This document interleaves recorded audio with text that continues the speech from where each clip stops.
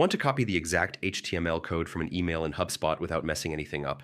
Whether you're a marketer, designer, or just trying to reuse a template, today's guide will show you exactly how to do it in the simplest, most effective way.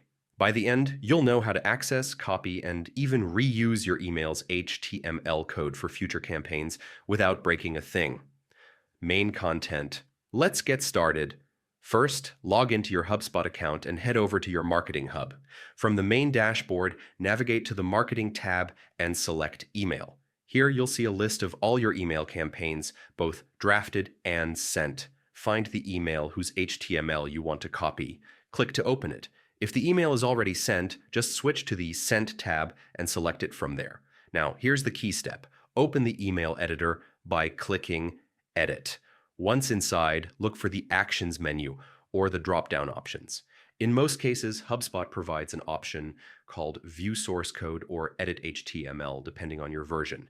Click that, and a window will pop up displaying the full HTML code behind your email. This is the backbone of your design, images, text, formatting, all coded here. To copy it, simply press Ctrl+A or Command+A on Mac to select everything, then Ctrl+C or Command+C to copy.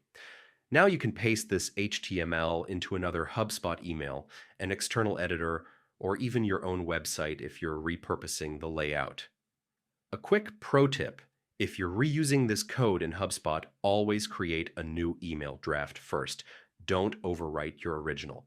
And before sending it to your audience, run a quick preview and test email to ensure images, links, and formatting remain intact. Sometimes dynamic personalization tokens or inline styles may need readjustment when moved.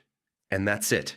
You've just learned how to copy HTML code from any HubSpot email, quick, clean, and ready for reuse in 2025.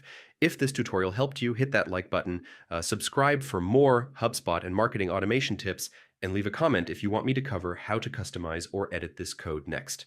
Thanks for watching, and I'll see you in the next guide.